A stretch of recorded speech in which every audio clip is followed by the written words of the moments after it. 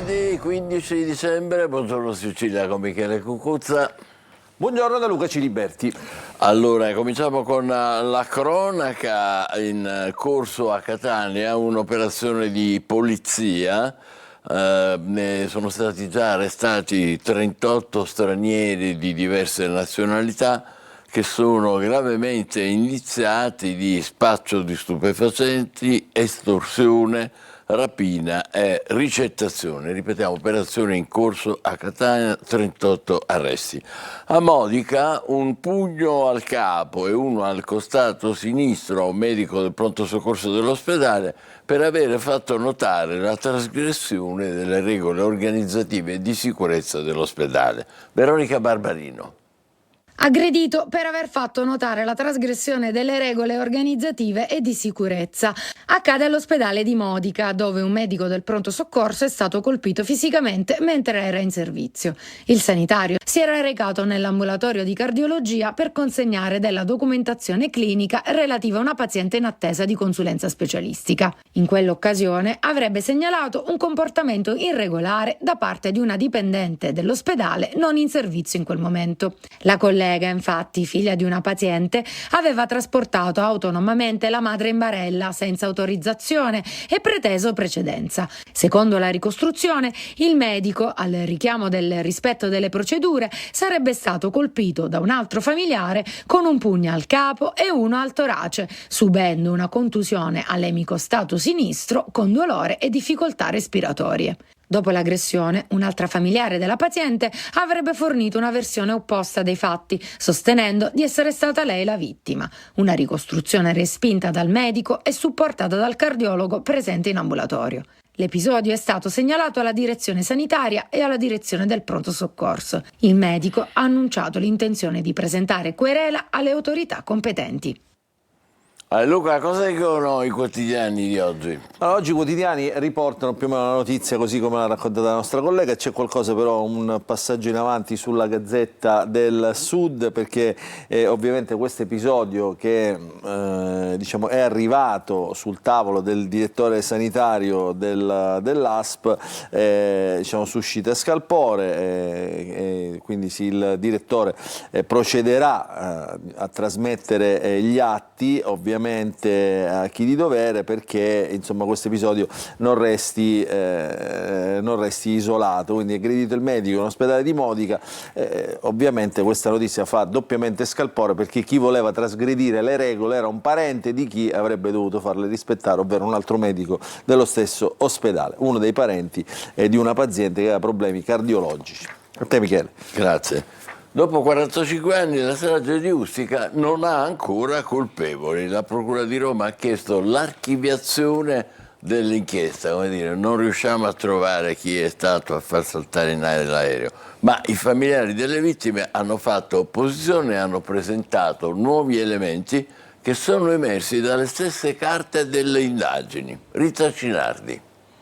45 anni dopo la strage di Ustica, la verità giudiziaria resta incompleta. Era il 27 giugno 1980 quando il DC-9 Itavia precipitò nel Tirreno con 81 persone a bordo. Ora la Procura di Roma ha chiesto l'archiviazione dell'inchiesta, ma i familiari delle vittime si oppongono. Secondo la Procura, dopo 18 anni di indagini non restano ulteriori accertamenti da compiere, ma per decine di familiari assistiti dall'avvocato Daniele Osnato, dalle stesse carte dell'inchiesta emergono elementi che rendono quella richiesta prematura. Abbiamo scoperto dopo 45 anni che sotto il DC-9 che è stata abbattuta a Ustica si sono insinuate 3 tracce non identificate che saranno oggetto di analisi e verifica, 3 tracce di aerei militari che si sono inserite sotto la scia del DC-9. A questo si aggiunga l'accertata presenza di una portaerei francese che è la Foch e anche l'accertata presenza di altri aerei di nazionalità inglese, un'esercitazione denominata Patricia che si realizzava proprio nel momento in cui è esploso il DC-9 dell'Italia. Noi siamo 45 anni che cerchiamo questa verità e speriamo finalmente di poter dare verità e anche pace ai parenti delle vittime della strage di Ustica. Elementi che secondo i legali dei familiari rafforzano lo scenario di una guerra aerea nei cieli del Tirreno, un'ipotesi già riconosciuta in diverse sentenze civili che hanno parlato di un DC-9 abbattuto e di successive omissioni e silenzi. Ora sarà il GIP a decidere se archiviare o disporre nuovi approfondimenti. Per i familiari delle vittime la richiesta resta la stessa da 45 anni, verità e giustizia per Ustica. Un'altra storia, l'estorsione a Messina nei cantieri del risanamento, che è arrivata con una videochiamata al capocantiere. Dall'altro lato c'erano 2 detenuti in carcere, vittima la Cosedil del presidente della Confindustria Sicilia Gaetano Vecchio, che non ha dubbi e ha lanciato un messaggio: denunciare è la via giusta. L'estorsione ormai è 4.0 digitale. La videochiamata al capo di un cantiere è arrivata direttamente dalla cella di un carcere. Paga 250.000 euro, ti facciamo saltare in aria tutti i mezzi. Il cantiere è quello della Cosedil, ditta del presidente di Confindustria Sicilia Gaetano Vecchio, impegnata nell'opera di risanamento di una delle zone simbolo dello sbaraccamento di Messina, quella di Fondo Fucile. La denuncia ai carabinieri ha fatto scattare le indagini che hanno ricostruito il sistema di richiesta dell'estorsione attraverso un minore e una videochiamata direttamente dalla cella. Gaetano Vecchio ha trovato tanta solidarietà anche nel sindaco di Messina, Federico Basile. Il messaggio è che lo Stato esiste e soprattutto ai miei colleghi, non solo come amministratore delegato della Cosedil, ma soprattutto come presidente di Confindustria Sicilia, devo dire che la strada è questa. Bisogna tenere la schiena dritta perché lo Stato è presente e perché l'estorsione deve essere debellata come metodo culturale, perché è un metodo basato esclusivamente sulla paura, e se non c'è paura perché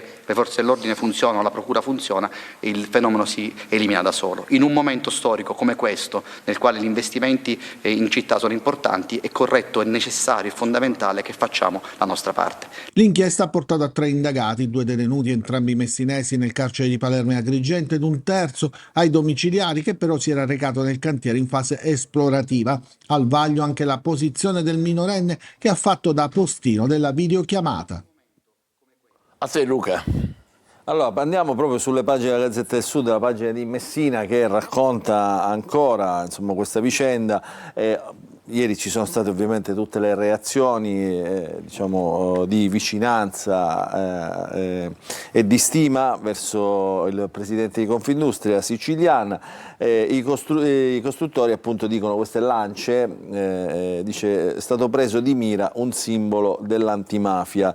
Il gruppo Sicilia e il gruppo di Catania, a fianco appunto di Gaetano Vecchio, che ha detto no all'estorsione a Messina, denunciare unico argine al ricatto, fare muro contro la mafia e contro il racket. E poi ci sono tutta una serie di reazioni. Dalla Sicilia invece vediamo un altro tema che è sempre sollevato dalle associazioni, insomma anche diciamo dai movimenti che in qualche modo puntano sempre a denunciare, no? Allora si dice: il caso Vecchio, dove tocca duro la mafia si ritira, quindi insomma quando non trova il terreno per attecchire, la mafia cerca altri spazi, perché così insomma rischia di meno. La richiesta è singolare ovviamente perché diciamo, è arrivata dal carcere, come abbiamo visto, 250.000 euro, il pizzo 4.0, richiesta appunto con il telefonino. Adesso si cerca anche questo messaggero che ha portato questo telefonino, che dal carcere è arrivato appunto al capocantiere della Cosedil. Andiamo a Catania adesso, dove c'è stato un repulisti della Polizia Municipale per liberare il territorio comunale delle centinaia e centinaia di auto che sono abbandonate o prive di revisione e assicurazione. Il vicecomandante Blasco dice: troppi i mezzi in abbandono con pesanti ricadute sul traffico. Tonino De Mana.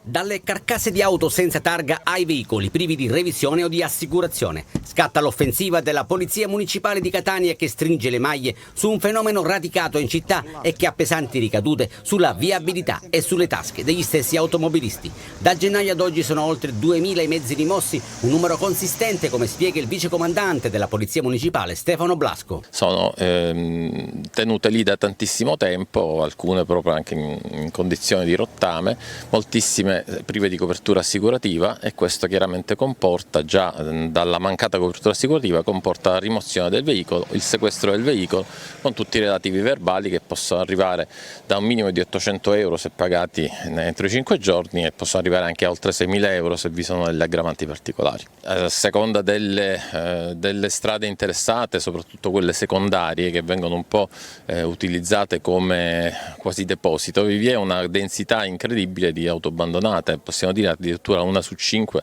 è un'auto abbandonata privata di copertura assicurativa. Carro attrezzi che fa la spola con il deposito e controlli a tappeto sul viale Mario Rapisardi, nelle vie limitrofe, nella fattispecie in via Cave di Villarà, ma anche nei quartieri periferici dove l'abbandono di auto è ancora più evidente. Troppe auto senza copertura assicurativa, ricordiamo che la copertura assicurativa è assolutamente sempre e comunque obbligatoria e prevista anche se il veicolo è in area privata. Nei prossimi giorni particolare attenzione sarà data al parcheggio selvaggio nel perimetro del Massimino in occasione delle gare interne del Catania, a seguito di gravi episodi di blocco di ingressi di garage e abitazioni private. Da qui l'invito dell'amministrazione a recarsi allo stadio per tempo, sostando in maniera regolare e cercando di utilizzare il più possibile i mezzi pubblici.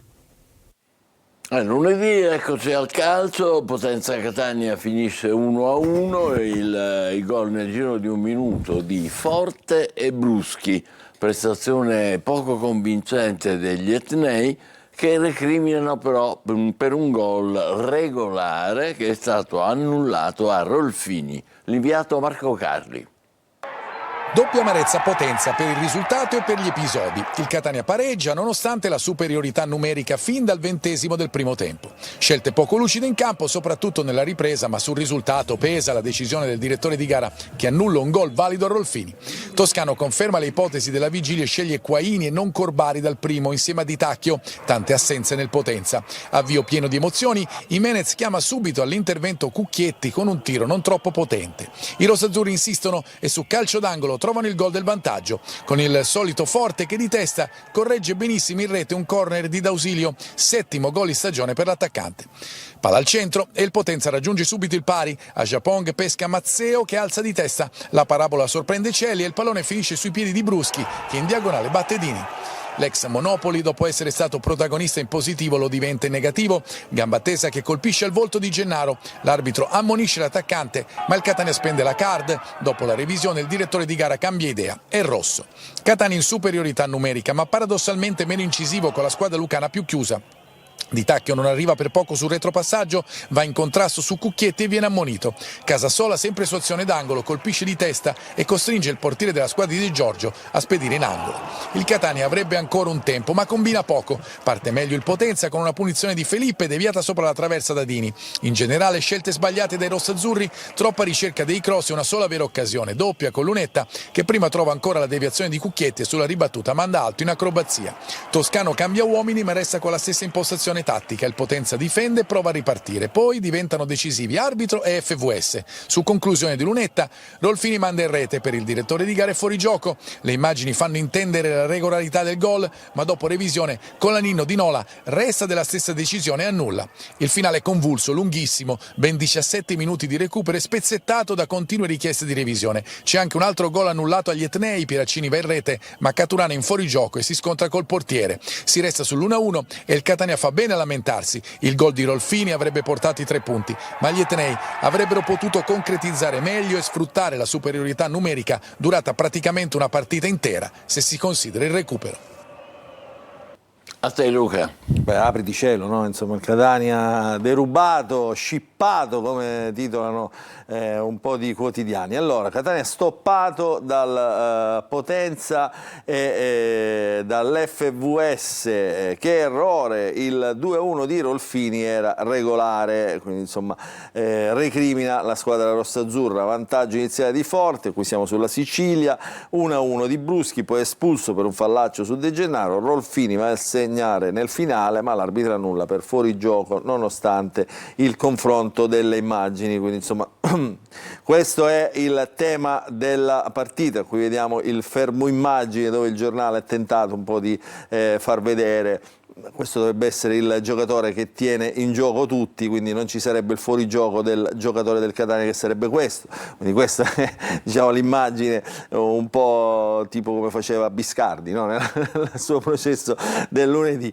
Andiamo avanti perché le reazioni sono quelle importanti. Toscano va giù durissimo, il tecnico del Catania, guarda che faccia cigliata che ha. Toscano va giù durissimo e dice: non vorrei che il Catania al primo posto dia fastidio. Eccolo qua il sospetto del tecnico del Catania che, diciamo, mette, diciamo, anche così dandolo in pasto alla piazza. Tutte le decisioni dubbie ci vengono fischiate contro. Il FVS deve portare l'arbitro a valutazioni oggettive e non soggettive, quindi l'FVF sarebbe questa sorta di moviola, insomma, che in campo, questa sorta di prova televisiva, diciamo, che dovrebbe aiutare l'arbitro. E quindi ovviamente le polemiche continuano. Qui ci sono un po' di foto del match, c'è anche uno degli infortunati del Catania che è Ciccerelli, che è andato con la squadra per sostenere appunto il Catania. E poi che cosa succede? L'autore del gol, Rolfini.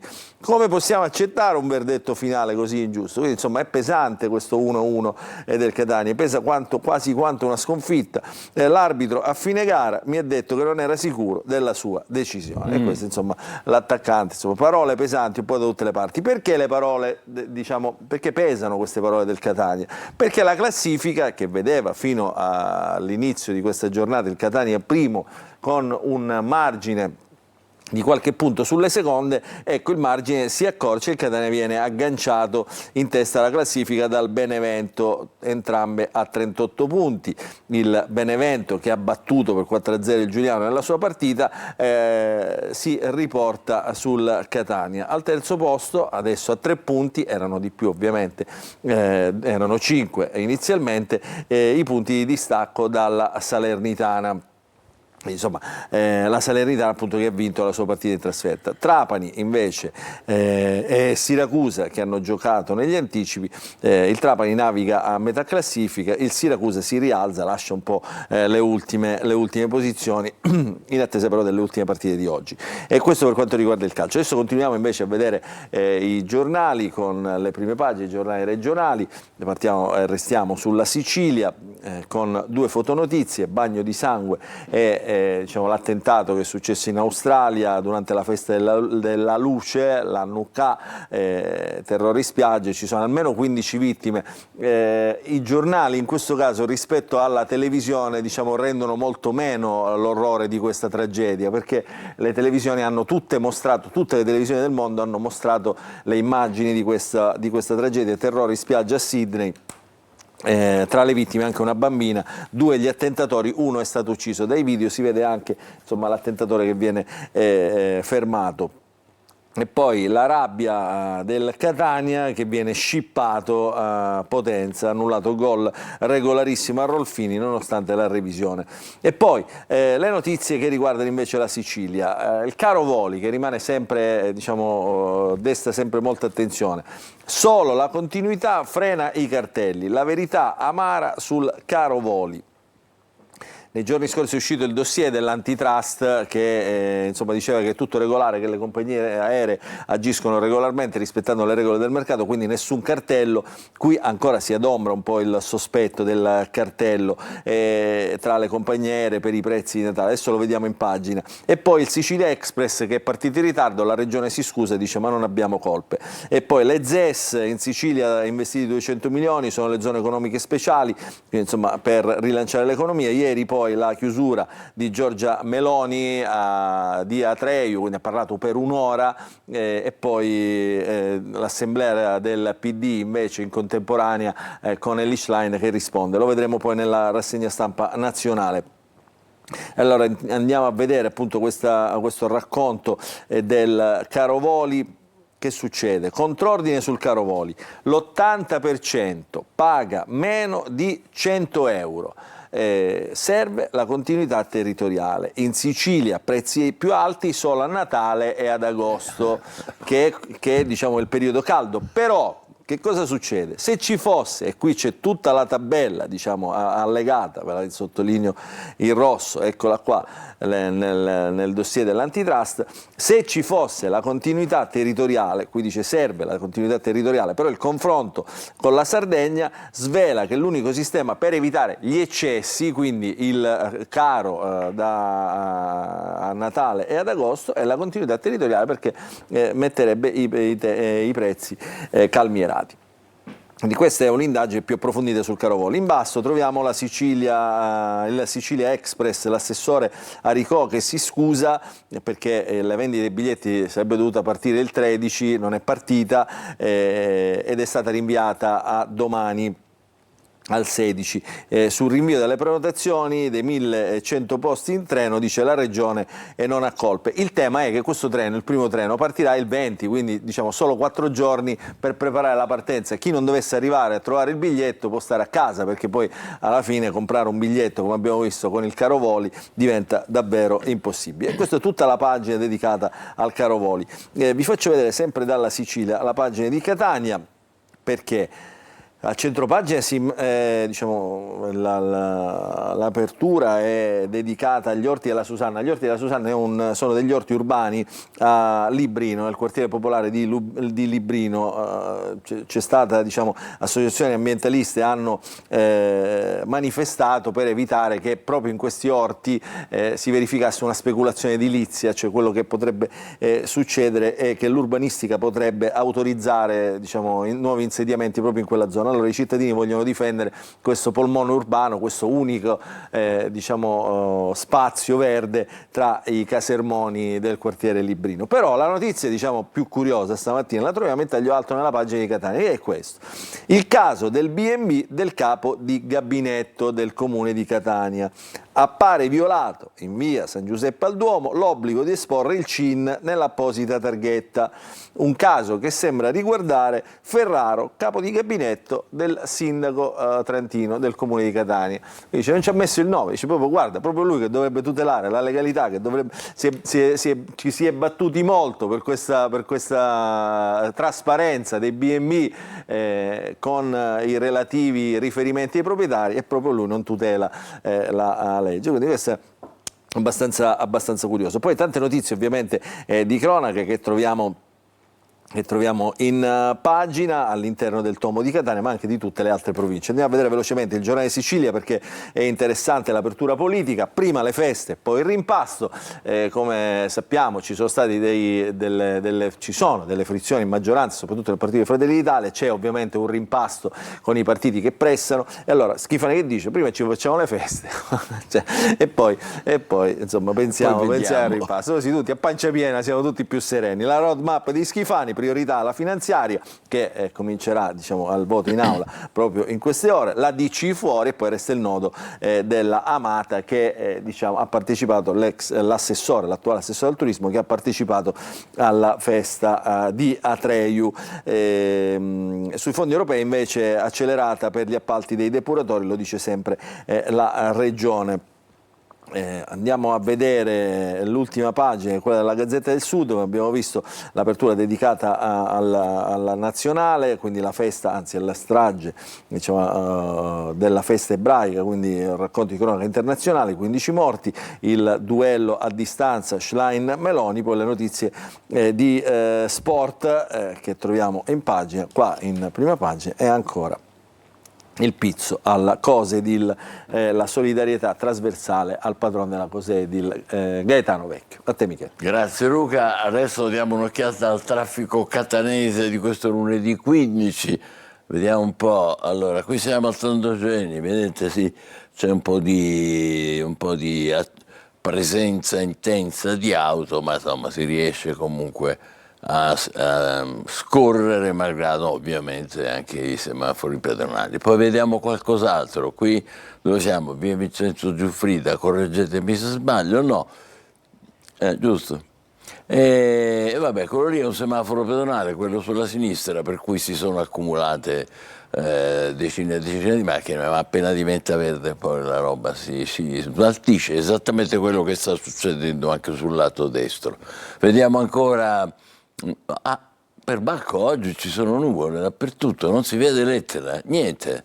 Quindi questo sarebbe l'Etna, immaginatevelo, perché oggi è una giornata nuvolosa e quindi non si vede nemmeno la Taormina, naturalmente, mentre si vede la bellezza sempre comunque della perla dello Ionio, senza Etna. Oggi va così.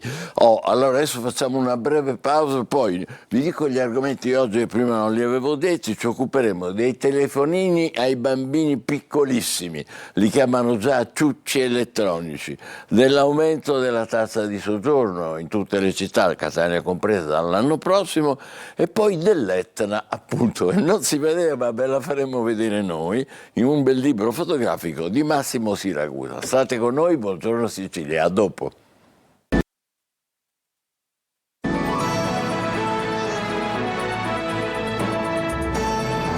Buongiorno Sicilia, la parola ancora a Luca Ciliberti per la rassegna stampa nazionale. Grazie Michele, allora l'abbiamo visto insomma nelle prime pagine dei quotidiani nazionali, ma cerchiamo di approfondire adesso anche questa notizia che è l'apertura ovviamente di tutti i quotidiani, che è la strage in Australia, strage antisemita in Australia. Perché la strage antisemita? Perché ci sono stati degli spari, quindi due attentatori, due terroristi hanno sparato alla festa ebraica dell'Hanukkah, che è la festa della luce, quindi una festa molto partecipata, molto sentita nella tradizione ebraica. Tra i 15 morti c'è anche il rabbino e una bambina. Gli attentatori sono padre e figlio, uno è stato preso, l'altro uno è stato colpito e l'altro è stato preso. Lo shock, la condanna del mondo. Ovviamente si parla di terrorismo, però, e questo lo sottolineo tutti i giornali, Netanyahu, che è il premier israeliano, aveva gettato benzina sul fuoco dicendo che in Australia c'era già stato un movimento antisemita, quindi questa strage era stata in qualche modo alimentata anche dalle parole, le parole che pesano in questo senso. Poi l'altra notizia del giorno è ovviamente la chiusura di Atreio con la premier Giorgia Meloni, che ha parlato per un'ora dal palco della sua convention. Ha parlato di tutto, adesso vedremo anche di che cosa. Meloni, show e attacco, accusa Elly Schlein, l'unica leader dell'opposizione a non aver partecipato al confronto, dice Elly Schlein è scappata. Dall'altro lato però, sempre nella giornata di ieri c'è stata l'assemblea nazionale del Partito Democratico, dove si sono accorciate le distanze tra le varie correnti, si è predicata unità, e allora l'attacco di Elly Schlein dice Meloni festeggia l'UNESCO, ma il frigo degli italiani è sempre più vuoto, in manovra nulla per far ripartire il paese. Quindi è già clima da campagna elettorale. Nel linguaggio della politica, quando uno si scontra apertamente e direttamente contro un solo avversario, significa che riconosce quello come ovviamente unico avversario da battere, quindi in questo caso Elly Schlein nel Partito Democratico. Sydney, la strage degli ebrei, il titolo di Repubblica, padre e figlio di origine libano-palestinese fanno fuoco sulla festa dell'Hanukkah a Bondi Beach, almeno 15 morti, 42 feriti, una bambina tra le vittime, fruttivendolo arabo, e questo è, lo vedete qua, lo mette in prima pagina la Repubblica, un fruttivendolo arabo, guardate.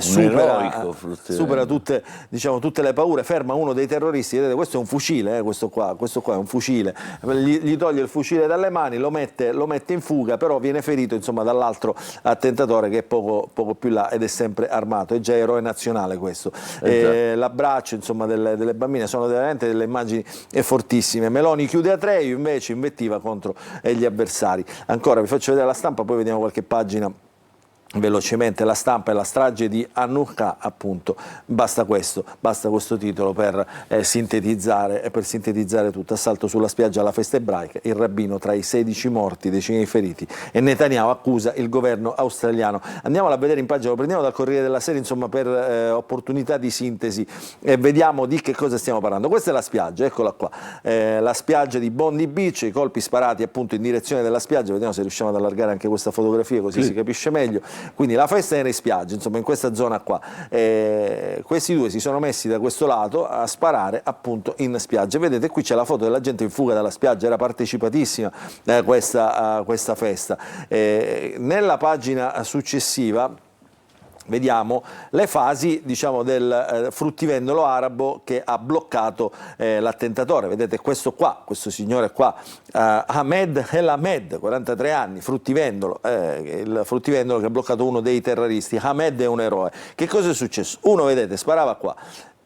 Eccolo qua, si vede in nero, non so se riusciamo, si vede in nero. Ecco, accompagnami Michele in questo racconto, perché diciamo così, così che capiamo se si vede bene anche in pagina. pagina. Lui è alle spalle lì, questo qua era, eccolo qua, uno è qua e l'altro è alle spalle, eccolo qua.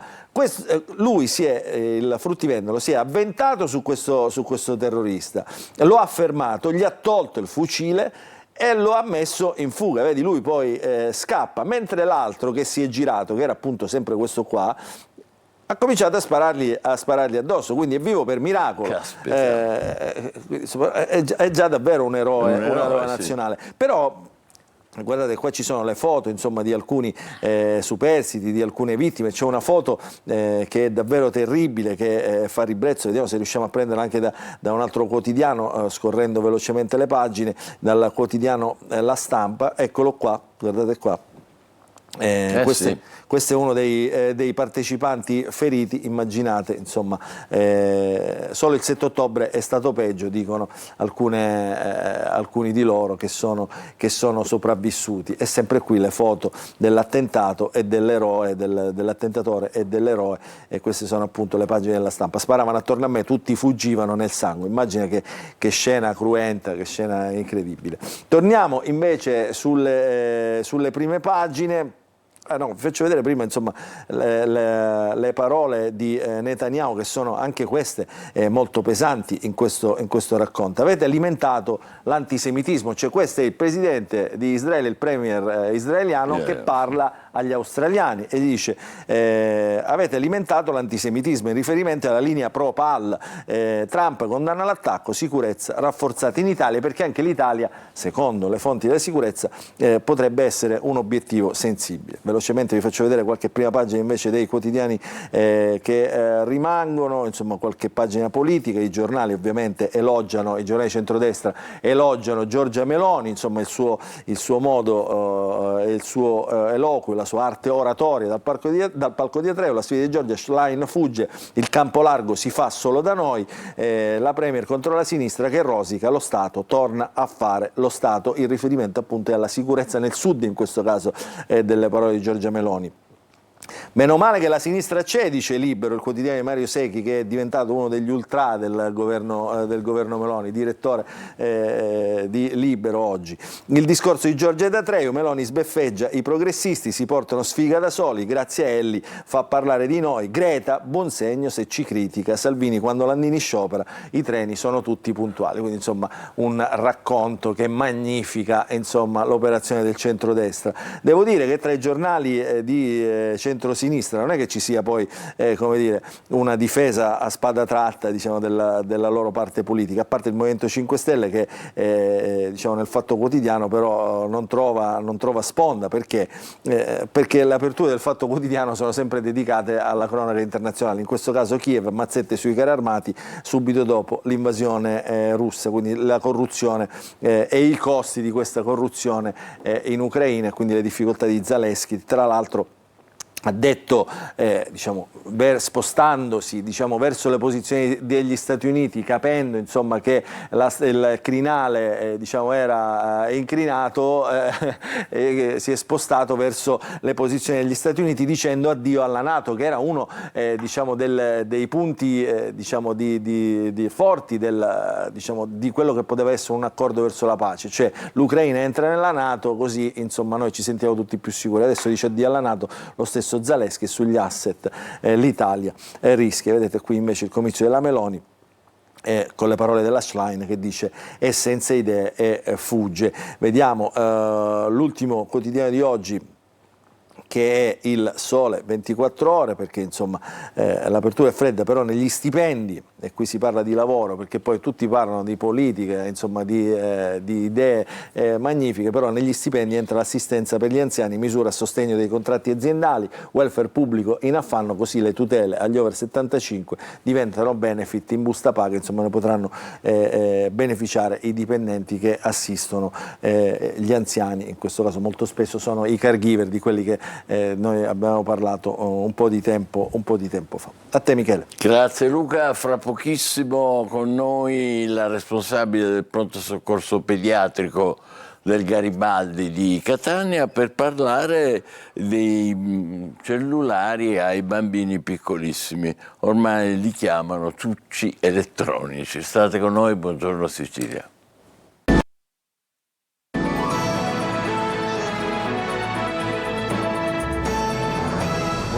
Sicilia, abbiamo con noi un ospite, benvenuta Rita Leocata, che è la responsabile del pronto soccorso pediatrico del Garibaldi di Catania, oltre ad essere un medico specialista in pediatria. Grazie per essere con noi. Grazie. Parliamo di questi qui che ormai si chiamano ciucci digitali. Perché? Perché non solo li diamo ai bambini, ma li diamo ai bambini piccolissimi. Secondo le statistiche, il 70% dei bambini prima dei 2 anni ha già usato uno smartphone o un tablet, quindi 70 prima dei 2 anni, vuol dire tutti, e 1 su 5 addirittura dal primo anno di vita. Sono dati agghiaccianti. È una situazione reale e direi anche abbastanza allarmante. Guardi, le do alcune statistiche. Sono studi che testimoniano come già il 30% dei bambini al di sotto dell'anno di età abbia usato qualche volta uno smartphone. Al di sotto dell'anno? Al di sotto dell'anno, quando i bambini piangono, le mamme non riescono più a consolarli, a quel punto danno lo smartphone e così un po' cercano di tranquillizzarli. Altra cosa, dai 3 ai 5 anni il 70% dei bambini sa utilizzare il cellulare dei genitori in maniera impeccabile. Anche dai 3 ai 5 sanno Dai 3 ai tutto. 5 anni già sanno utilizzare perfettamente, anche perché è un'era diversa rispetto a quella, diciamo, della nostra. Il problema è che al giorno d'oggi i genitori non sono forse coscienti, non sono informati dai danni che ne possono derivare. Ora ci arriviamo. Quali sono prima di tutto i danni accertati e non facciamo il moralismo, perché il moralismo moralismo non ne dobbiamo fare. Lei e non bisogna. È un'esperta e finalmente possiamo sentire la voce degli esperti. Grazie.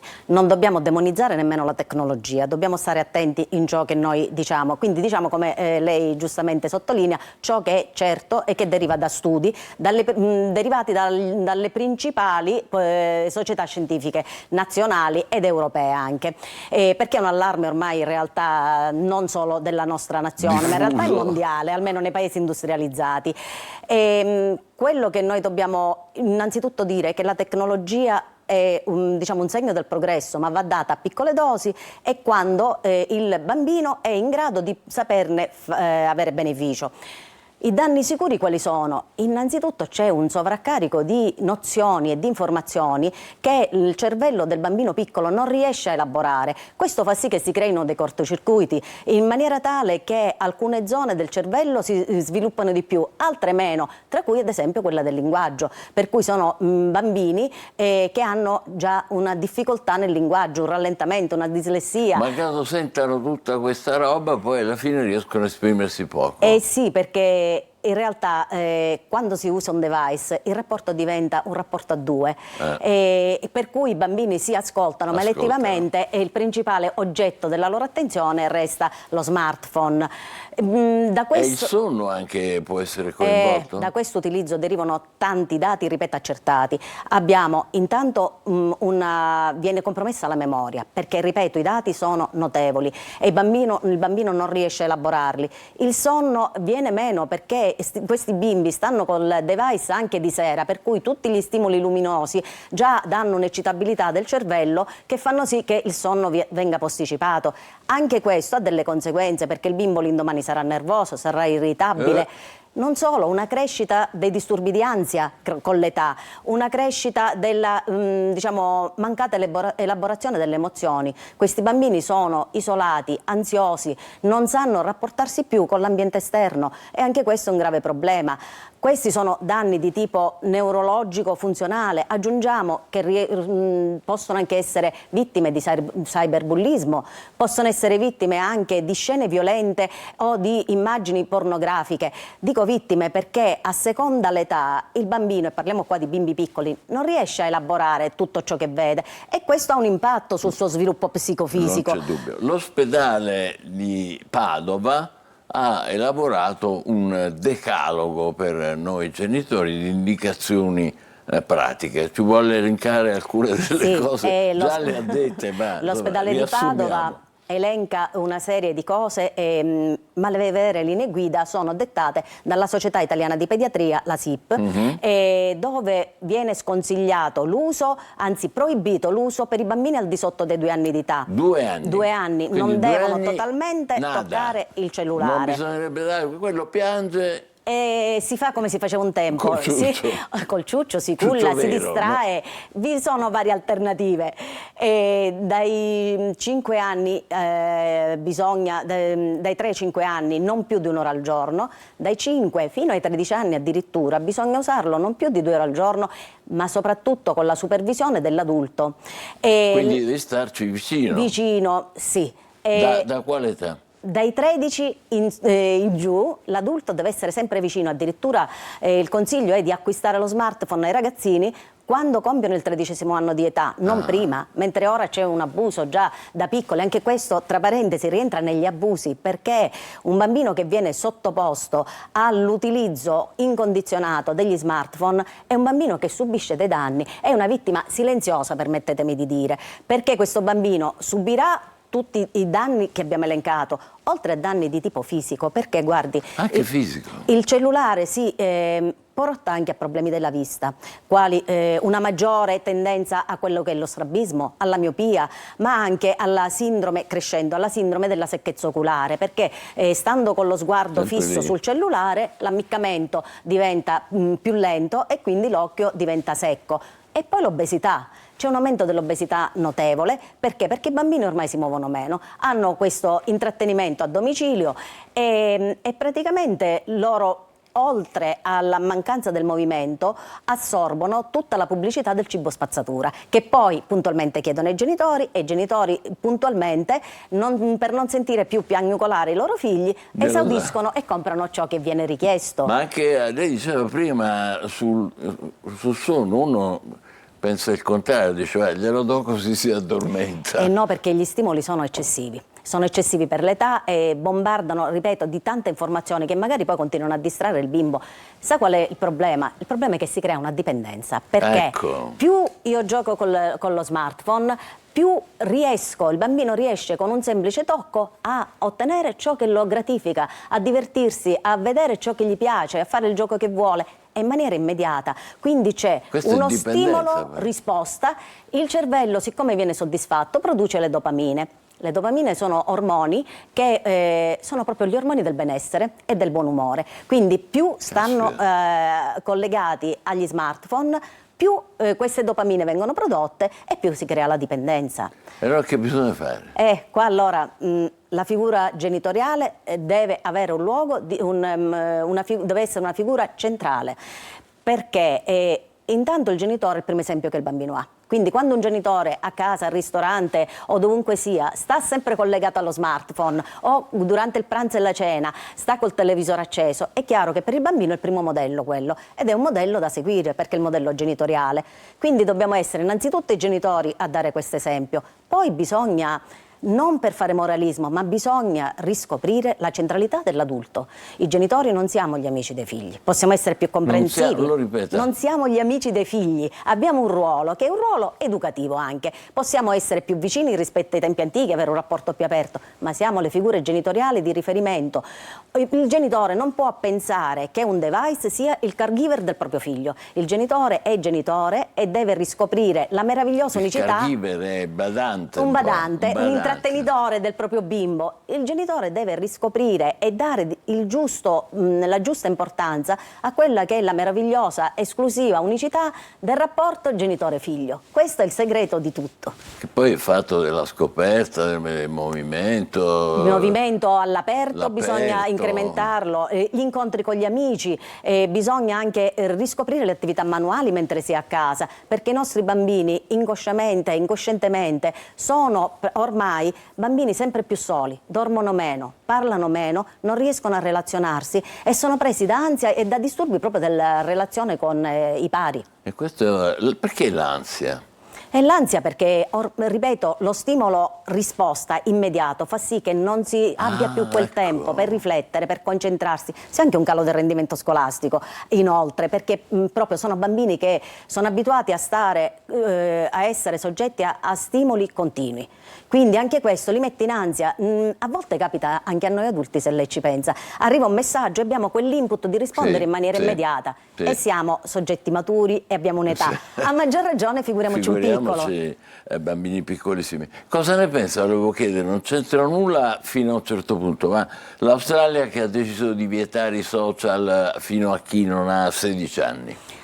Allora, è una iniziativa interessante. Forse magari fino ai 13 anziché fino ai 16, però è interessante, anzi ci sono delle proposte, così come per le sigarette è scritto nuoce alla salute, di scriverlo anche negli smartphone, nuoce alla salute dei bambini. Vediamo anche che c'è una sensibilità notevole in questo momento. Fino a ieri vedevo su Rai 2, posso dirlo, una pubblicità governativa proprio laddove si sta portando avanti il motto "alza lo sguardo dallo schermo". Giusto. Ecco, e le scuole italiane che dovrebbero fare secondo lei? Così quello che hanno iniziato a fare, iniziare a proibire l'utilizzo dei cellulari durante le ore scolastiche, iniziare a diciamo anche limitare un po' l'uso a quelle che possono essere le ricerche ai fini scolastici, ma vietarlo durante appunto la permanenza a scuola. Quindi sempre con l'assistenza, con la direzione, con il coordinamento, il coordinamento di un adulto adulti. Che spieghi ciò che i bimbi stanno e controlli ciò che i bimbi stanno osservando. Poi qui c'è il problema dei genitori, poi di noi genitori che siamo un po', come dire, i genitori magari siamo stanchi, permissivi, no? Siamo stanchi dei ritmi frenetici e siamo permissivi, ma è sempre quello. Siamo permissivi perché siamo anche un po' stanchi. Esatto, però ripeto, un device non può essere la babysitter dei nostri figli. La genitorialità è una scelta. Al giorno d'oggi è una scelta. Quindi se io scelgo di avere dei figli, so che devo fare anche dei sacrifici per crescerli. E questo ci ripagherà. Ci ripagherà. Sagge parole, molto belle, e con queste chiuderei ringraziando Rita Leocata, grazie a lei, che è responsabile del pronto soccorso pediatrico del Garibaldi di Catania, oltre che medico specialista in pediatria. State con noi, fra pochissimo parleremo dell'aumento della tassa di soggiorno in tutte le città. Ci sarà e che comincerà dal 2026. Buongiorno Sicilia, a dopo. Ben ritrovati da Sofia Inglese di Trebi Meteo.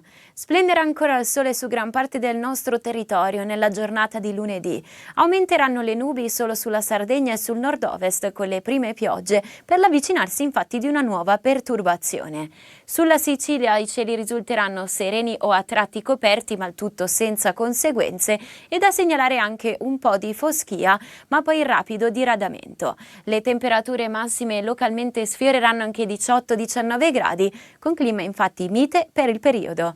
Martedì la perturbazione che dicevo coinvolgerà anche la Sicilia con le prime piogge, localmente anche a carattere temporalesco e intense. I venti inoltre saranno in rinforzo, soffieranno a tratti sostenuti con mari mossi. Le temperature inizieranno a perdere qualche grado. Tutti i dettagli precisi sull'app di Trebi Meteo. Attenzione. Eccoci qua, buongiorno Sicilia, con noi un'altra ospite, Ornella Laneri, albergatrice Alzi Castello Catania. Dal 2026, lo dicevamo prima, è previsto un aumento della tassa di soggiorno a Catania pari a quanto? Beh, non è tantissimo, perché sono 50 centesimi in più rispetto 30% a carico dei turisti. Allora, diciamo che è un aumento distribuito nelle varie classi, diciamo, categorie alberghiere, quindi non è omogeneo. Non è omogeneo. 2 stelle, 3 stelle, perché ancora ci sono gli extra alberghieri, 4 stelle, l'aumento più alto è per i 5 stelle. Naturalmente gli albergatori hanno detto che si tratta di un aumento contenuto, gestibile, così come lei lo ha esposto. Viceversa, le associazioni dei consumatori sono preoccupate perché hanno paura che possa diminuire la domanda. Questo lo escludo, in assoluto. Tra l'altro la Sicilia, anche Catania, è in un momento di grandissimo lustro, di grandissima, diciamo, visibilità e c'è una grande domanda per la Sicilia, quindi non credo che saranno, anzi lo escludo, non credo che sarà questa la motivazione per la quale, se dovesse esserci un calo, ci potrà essere un calo. Secondo lei ci sarà? No, assolutamente no, non ci sarà un calo. C'è stato un rallentamento nel periodo invernale in questi ponti c'è stata una diminuzione dell'aumento, non so come spiegarmi. In realtà meno aumento, l'aumento previsto, però l'aumento continua ad essere. Perfetto. Stava dicendo, mi scusi, stavo dicendo che la domanda è: come li utilizziamo? Io non è tanto quanto andiamo a chiedere ai turisti. Io credo che i viaggiatori e le viaggiatrici debbano essere informati su quello che noi facciamo con questi soldi. E questa è una cosa che noi abbiamo detto al Comune, perché le associazioni di categorie sono incluse in un tavolo di consultazione. Sul quale noi non abbiamo il potere di dirigere, diciamo, le cifre che vengono raccolte, però abbiamo la possibilità di dare dei suggerimenti. Ma uno si aspetta, mi scusi, Prego. banalmente detto proprio terra dei servizi in più. Esattamente, si aspetta dei servizi in più, si aspetta magari una modalità di accoglienza, forse delle app che possano, che possano comunicare, agevolare non solo l'accesso, ma la fruibilità e l'utilizzo dei servizi sul territorio. E su questo a che punto siamo? Siamo che ne stiamo parlando. Diciamo che una buona parte è stata utilizzata, viene utilizzata già da anni oramai per i festeggiamenti di Sant'Agata, festeggiamenti che stanno diventando un punto di riferimento per il turismo, mentre prima era riservata la festa di Sant'Agata ai cittadini e alle cittadine. Oggi sinceramente c'è un flusso di turismo importante che dà grande diciamo, che porta grandi risorse e che sta portando anche ad effettuare eventi che collegati a Sant'Agata. Tra l'altro 2026 sarà un anno importantissimo, perché è un festeggiamento molto importante del Sant'Agata.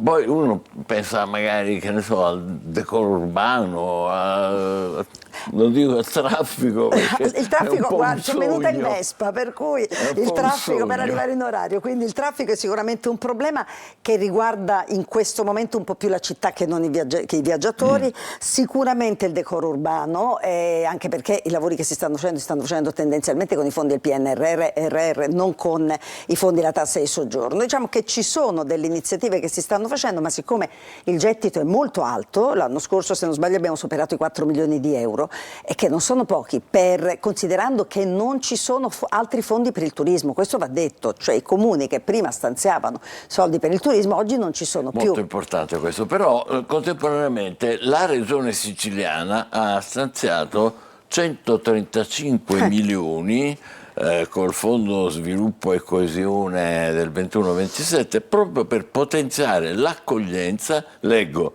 e incentivare la riqualificazione delle strutture ricettive. Queste sono belle notizie. E lì si apre. Quanto tempo abbiamo? Mi verrebbe da dirle. Allora, perché è molto vero, ma è anche vero che 135 milioni in una regione dove, non dico che il turismo è la prima risorsa, la prima fonte di entrate economiche, ma sicuramente, specialmente dopo il Covid, è diventata una risorsa estremamente importante, e anche come posti di lavoro, perché il turismo vive solamente grazie ai lavoratori e alle lavoratrici, quindi noi diamo posti di lavoro, questo è molto importante. 135 milioni per come è stato strutturato il bando, abbiamo già fatto come Confindustria parecchi incontri con le istituzioni. In realtà non sono molti, anzi possiamo dire che sono pochi. Perché l'attenzione è stata posta sul recupero di realtà non attive, quindi sulla ristrutturazione di luoghi abbandonati, il che vuol dire che le strutture che secondo me dovrebbero non morire mai, che sono quelle a gestione familiare. L'Italia è fatta di micro e di piccole imprese, l'Italia è fatta di famiglie che portano avanti tradizioni di attività professionali. E c'è un po', lì non è previsto diciamo che i punteggi, lei sa meglio di me come funzionano i bandi, ci sono dei punteggi. I punteggi sono sfavorevoli, Io spero, a vantaggio di chi? A vantaggio di chi decide di recuperare, perché è giusto, attenzione, l'idea è quella di dire ridiamo vita a realtà abbandonate, andiamo nei borghi, facciamo in modo che Invece voi cosa vorreste? No, noi pensiamo che bisogna immaginare diverse modalità di azione. Un'azione sicuramente verso i territori più interni, sicuramente verso realtà oggi abbandonate, ma non dimenticare che ci sono realtà esistenti che fino ad oggi hanno mantenuto viva l'attenzione sul territorio, che devono essere anche supportate. Io spero che il rinvio che è stato fatto a fine febbraio abbia un doppio ruolo: uno, quello un attimo di riragionare probabilmente il punteggio, e il secondo di aumentare i fondi, perché 135 milioni sono veramente pochi. Diciamo, avete fatto anche delle stime? Non può fare delle stime perché dovrebbe fare un censimento e fare un'analisi, però consideri che in questo momento, mi è stato detto, sono già arrivate parecchie richieste e idealmente 88 milioni sono già stati bloccati e ancora non è stato chiuso. Ecco, quindi io penso che il doppio sia per una, ripeto, regione come la Sicilia, e poi ripeto, il discorso è o immaginare due diverse modalità di azione, quindi di supporto alle aziende, oppure riragionare quello che è il punteggio, perché in questo momento è sicuramente sfavorevole per chi ha scelto di fare questo nella vita. Vabbè, abbiamo capito una cosa, voi dite non è sufficiente destinare una somma che comunque considerate non elevatissima per completare immobili non ultimati, attività turistiche ricettive ancora, diciamo, in fase di completamento. Invece cosa si dovrebbe fare? Riferirsi di più alle aziende? No, secondo me ragionare su due binari. Un binario è quello del recupero, un binario è quello dello spostamento dell'attenzione su aree più interne, perché questo bando prevede anche la realizzazione in aree un po' più svantaggiate. La Sicilia secondo me non ha aree svantaggiate, perché è tutta meravigliosa, dal punto di vista della natura, dal punto di vista della possibilità di fruizione. Quindi sicuramente spingere su quello, perché aiuta la riduzione dell'overtourism. Cioè, se noi ragioniamo su 7-8 città che sono sempre le stesse, è inevitabile che città come Catania, che magari ancora non sono state colpite appieno dall'overtourism, saranno impraticabili. Quindi offrire nuove opportunità. Quello è sicuro. Addirittura nuove. Ma questo prevede il bando, sicuramente prevede nuove opportunità. Di contro, ricordare, ripeto, che l'Italia e la Sicilia è fatta da aziende anche familiari di tradizione che non vogliono necessariamente i fondi, perché sa che stanno arrivando fondi internazionali, per cui la Sicilia sta aumentando la propria disponibilità ricettiva e la propria ricettività anche grazie a questo, che è una cosa importantissima, ma non possono essere le uniche vie di uscita. E io credo che il ruolo delle istituzioni sia quello di conoscere bene i territori, conoscere bene le realtà imprenditoriali che ci sono, di qualsiasi dimensione esse siano, e fare in modo che queste realtà non solo vivano, o sopravvivenza per me è una parola che non dovrebbe essere utilizzata, ma riescano anche a migliorare i propri servizi e quindi a poter vivere bene. Chiarissimo, grazie a Ornella Laneri, albergatrice da Castello, che ci ha parlato in realtà sì dell'aumento della tassa di soggiorno, ma anche di una visione, diciamo così, della propria organizzazione per quanto riguarda il futuro turistico della nostra regione e anche i finanziamenti che loro considerano limitati in arrivo da parte della regione. State con noi, tra pochissimo vedremo l'Etna. Se uscite fuori l'Etna non si vede perché ci sono le nuvole. Noi invece vi faremo vedere l'Etna con un bellissimo libro fotografico di Massimo Siragusa. Buongiorno Sicilia, state con noi. Grazie ancora, grazie. Buongiorno.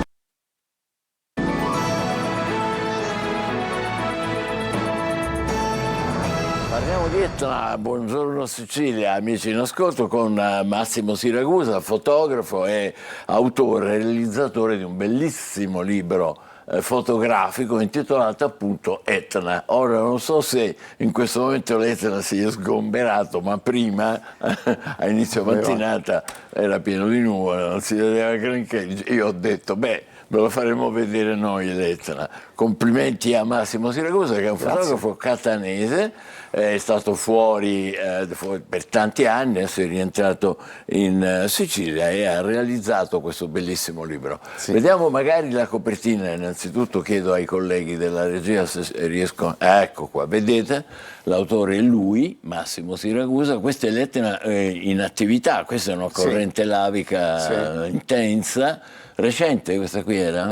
Qualche anno fa, un paio di anni fa, 2 o 3 anni fa, c'è stata una piccola colata e ci siamo spinti, diciamo, un po' più in alto per poterla qui si vede proprio anche l'abilità del fotografo, perché voi vedete il rosso, ma vedete anche i vapori che emanano da una colata lavica. Come è venuto in mente? Ma guardi, in realtà è stato come dire, un lavoro fatto di concerto con l'editore, con Cavallotto Edizioni, che ha deciso Cavallotto, che ha sentito l'esigenza di produrre un nuovo libro sull'Etna, anche perché erano molti anni che non c'erano dei libri dedicati al vulcano. Curiosa storia, perché in realtà l'Etna è sempre stato un punto di riferimento centrale, e però da molto tempo non c'erano produzioni più recenti sull'Etna. E poi uno degli elementi più affascinanti per esempio dei turisti, tanto per dirne uno, oltre che per gli studiosi. Enorme. E io tra l'altro con questo libro mi sono avvicinato anche al mondo delle guide turistiche, e quindi tutte le visite che si fanno ai crateri o in tutto il vulcano, e c'è un afflusso continuo, quindi diciamo è un luogo di richiamo fortissimo, ma anche storicamente è dal Settecento che la gente visita l'Etna, per cui diciamo sono secoli di frequenza del vulcano. Ma è vero che lei ha tentato, e sono certo ci sia riuscito, a dimostrare il non ancora visto, il non visto dell'Etna. Ma guardi, diciamo, io ho cercato di avvicinarmi a questo vulcano per poterne un po' raccontare l'anima, se vogliamo, no? Spero di esserci riuscito in questo senso. È bello, per esempio c'è una immagine dei crateri sommitali, e poi via via. Questo per esempio è il cratere di Sud-Est, diciamo uno dei crateri più attivi in questi ultimi anni.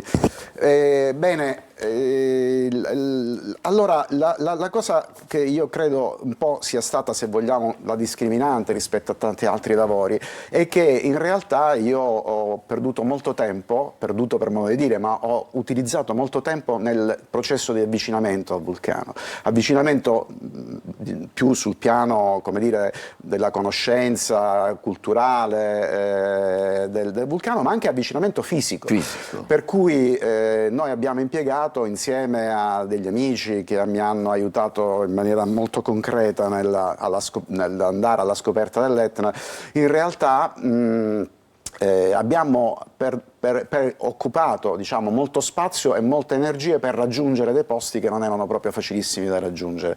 Quindi diciamo questo percorso di avvicinamento, questo andare è stato uno degli elementi centrali, e che mi ha permesso di poter, diciamo, raggiungere dei posti che magari in altri libri precedenti non sono stati affrontati, diciamo, come luoghi. Tra l'altro lei si è fatto aiutare, tra virgolette, da studiosi esperti di Etna come Stefano Branco, Salvo Caffo, Roberto De Pietro, Carmelo Ferlito, Salvo Fotti, ne dovrei leggere tantissimi, i cui testi sono all'interno anche di questo libro, che non è quindi soltanto un libro di foto, ma è anche un libro di contenuti, di contributi, giusto? Assolutamente, queste sono per esempio le parti che sono legate ai contributi. Stampa, antiche stampe, sì, abbiamo utilizzato queste stampe diciamo storiche, a partire appunto dagli illustratori del Grand Tour, quindi dal Settecento in poi. Faceva il Grand Tour. Infatti certo. abbiamo utilizzato queste stampe per inserire all'interno i testi di questi contributi.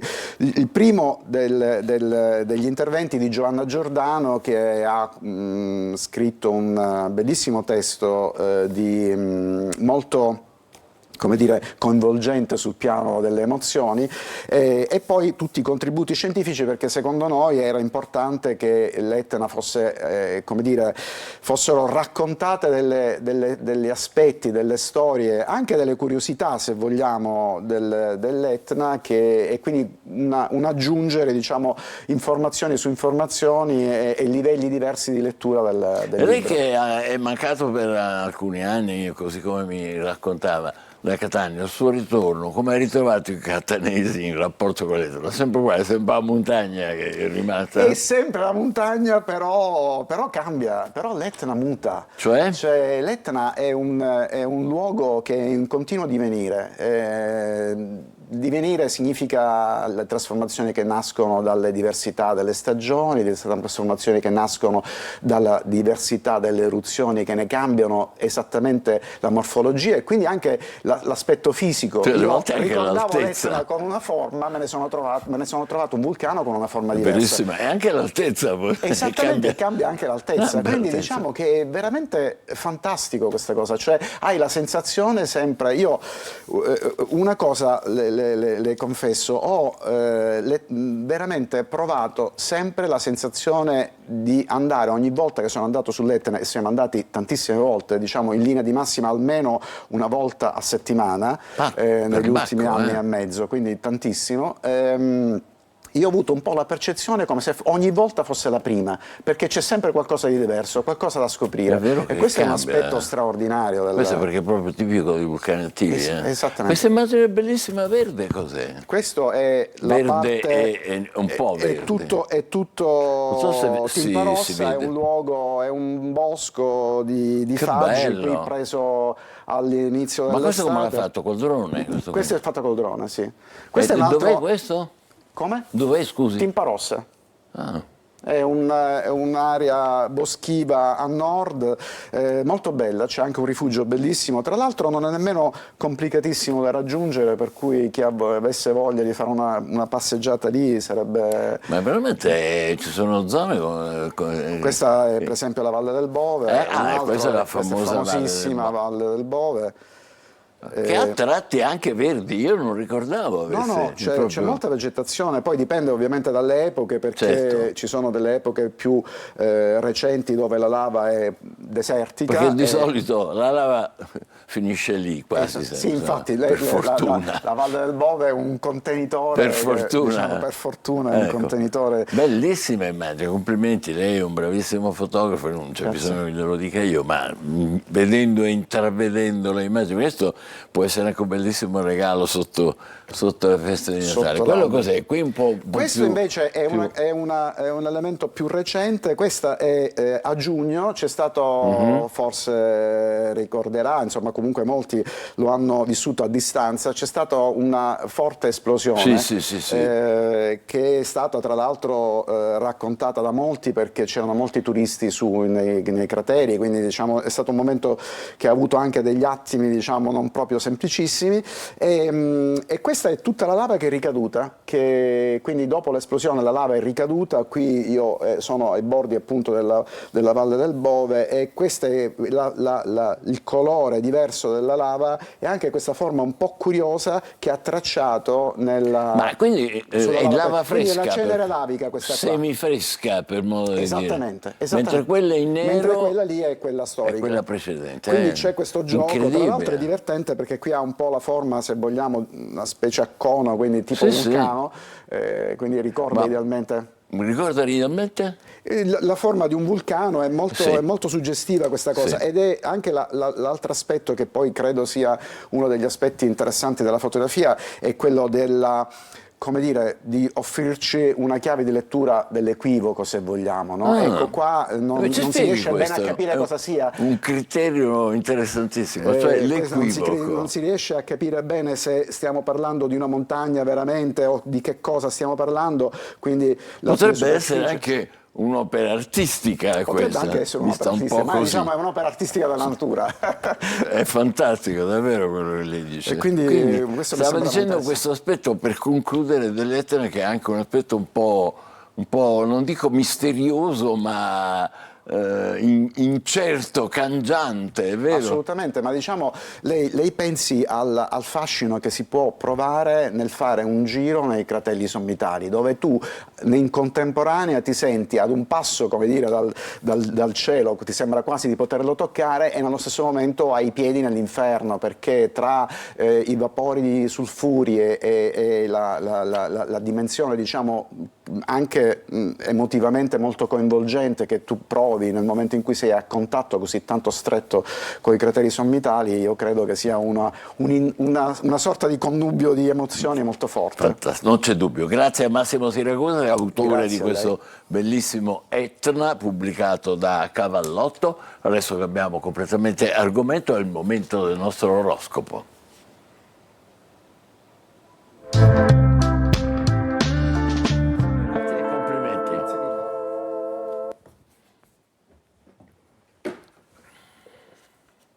Ecco, ci siamo, dovrebbe essere con noi il nostro Marco. Ah, lo vedo. Eccoti Marco, sei vulcanico anche tu questa mattina? Ebbene sì, è proprio la parola giusta. Buongiorno Michele, buongiorno Sicilia. Oggi mi definisco anch'io vulcanico e rosso come le fucine di Efesto, ma anche come il rosso Marte. Ebbene, oggi c'è un evento zodiacale molto importante, ovvero l'entrata di Marte nel Capricorno. I greci dicevano che se vuoi vincere una battaglia ti serve il guerriero più forte, quindi nello zodiaco si sceglie un ariete, il guerriero più forte. Ma se vuoi vincere la guerra occorre uno strategos, uno stratega, e quello è il Capricorno. Il pianeta della battaglia, Marte, si innesta proprio nel segno zodiacale in cui la forza e l'istinto usano invece la mente, la strategia, soprattutto quella lunga gittata. Il Capricorno è un territorio di Saturno, Saturno è anche Sofia Pienza, quindi quando la battaglia si tinge di strategia, si crea proprio l'arte della guerra, per citare un meraviglioso libro che consiglio a tutti. Dunque, qual è la strategia di Marte? Marte interviene proprio su Nettuno ed è proprio la psiche. I pianeti dicono che forse c'è bisogno di una strategia che riguardi proprio il benessere e l'igiene mentale collettiva. I pianeti auspicano questo, magari fosse un nuovo progetto per l'umanità, quello proprio di far riuscire a fare stare bene proprio l'uomo e la sua psiche. Parlando invece di previsioni, iniziando una settimana che cambia un po' verso le festività il suo tono, ecco che i pianeti si accendono in Sagittario. Ecco, rosso Marte, lo zodiaco cambia, Ariete potenziatissimi, siete di nuovo liberi di creare le vostre strategie. Toro è un Marte di Trigono, quindi forza e passione per voi. Gemelli, potete esultare, Marte non è più contro, quindi molti meno problemi, una maggiore rilassatezza e alcune prove sociali che sono più semplici di come non le temevate. Cancro, l'opposizione di Marte invece riguarda proprio voi. Inizia in questa configurazione un vostro capriccio che per quanto fortemente romantico e passionale sia inteso, consta di un sacrificio, ha un suo prezzo. Leone, Marte non è più in Trigono, quindi viene meno una forza vigorosa, quindi il Leone deve riflettere un po' di più prima di agire, non può più fidare sulla simpatia o sull'istinto. Meditate. Vergine, per voi inizia un periodo d'oro, come promesso dall'oroscopo fin dall'inizio anno, proprio perché Marte vi porta una grande energia attiva, ma anche grande passione e calore, e finalmente un risveglio per questo segno zodiacale. Bilancia, per voi invece il Marte è di quadratura, quindi un Marte che vi deve fare riflettere proprio sugli ambienti, sulla logistica, sulla casa, sui luoghi le vostre collaborazioni, se sono quelle giuste. Scorpione, un Marte amico meravigliosamente attivo, comunicativo, un Marte che vi dà di nuovo quella coloritura di ironia istrionica che solo voi Scorpioni sapete avere. Sagittario, Marte esce dai vostri gradi, vi depotenzia un po', ma esuberanti come siete è il giusto correttivo, vi ha ricaricato bene, vi ha anche insegnato di nuovo a riprendere lo sport. Adesso è il caso di essere un pochino più oggettivi e più strategici. Capricorno, arriva Marte, il pianeta che si esalta nei vostri segni zodiacali, per cui vi sentite forti di una vigoria vincente, quindi a voi la vittoria. Acquario, per voi Marte si nasconde, quindi sembrano esserci dei non detti o dei piccoli nemici dietro di voi, quindi attenzione perché l'Acquario è molto sensibile all'amicizia, forse qualcuno non è poi così amico come sembra. Pesci, per voi invece Marte vi fa riprendere vigore, vi mette tono e vi fa sentire anche un po' di stanchezza, certo, però siete finalmente riusciti a finalizzare i vostri obiettivi. E detto questo, auguro a tutti un buon inizio settimana, una buona giornata, un buon Marte e buongiorno Sicilia. Ciao Michele, a presto. Ciao a te, buongiorno e buongiorno Sicilia a tutti gli ascoltatori. Un'ultima occhiata ai quotidiani con Luca Ciriberti. Eccoci qua Michele, sì, riprendiamo i quotidiani per un paio di notizie. La prima è un paio di notizie curiose, insomma, che anche i nostri telespettatori, insomma, sui quali anche i nostri telespettatori si ritroveranno. Allora, le uova che servono per tutto. No! Aumenta il prezzo delle uova, insomma chi compra, chi fa la spesa se ne sarà accorto, il prezzo è salito del 20% in 6 mesi, che voglio dire, ora è un numero importante, cioè, pesa molto, tra l'altro le uova è uno di quegli elementi che fanno parte del paniere della spesa. Perché questo? Lo spieghiamo ai nostri telespettatori, lo spiega in realtà La Stampa nell'articolo di oggi, perché c'è stata un'epidemia di aviaria che è alla base appunto dei rincari, quindi insomma ti ricordi, se ne parlò tanto qualche anno fa dell'aviaria, la paura dell'aviaria, insomma questa è alla base dell'ironia, scusate, dei rincari, cioè noi ci facciamo anche dell'ironia. Abbiamo un'altra pagina che riguarda, eccola qua, abbiamo un attimo tante pagine ogni volta da sfogliare. C'era una bella notizia che riguardava, eccola qua, come dire, un senso di cittadinanza. Mai visti tanti soldi, guarda, questa storia arriva dall'aeroporto di Fiumicino, li ho portati alla polizia perché mi hanno educato così. Che cosa è successo? L'addetto delle pulizie dell'aeroporto di Fiumicino ha trovato 10.000 euro, li ha riportati alla polizia, cioè ha trovato questi soldi in aeroporto, li ha portati alla polizia. Perché fa notizia e va sui giornali? Oltre per il senso di diciamo buon senso civico, è che questo è un ragazzo del Senegal che vive in Italia da 20 anni, quindi insomma l'integrazione diciamo raccontata ovviamente anche da questi gesti. Avevamo, lo dico al pubblico, oggi Repubblica ha una bella pagina su Radio Popolare. Che non riesco a trovare, però tu il racconto di Radio Popolare secondo me piuttosto che Repubblica lo puoi fare tu. Cos'è a Radio Popolare? Perché oggi Radio Popolare compie 50 anni. Prova a ritrovarla perché insomma l'avevo vista prima Michele, però non riesco a ritrovarla. Vediamo se c'è in apertura. Io vengo da là, prima della RAI sono stato uno dei fondatori. E tra l'altro in questo articolo sei citato, quindi insomma insieme a tanti altri lo trovate oggi su Repubblica, non so perché non riesco a trovarlo io, però insomma, colpa mia. Comunque grazie per la citazione. Va bene, siamo arrivati alla conclusione, grazie a tutti voi per essere stati con noi. Buongiorno Sicilia termina qui, l'appuntamento con il TG Sicilia alle 13:30 e adesso continua la nostra programmazione. Buongiorno Sicilia.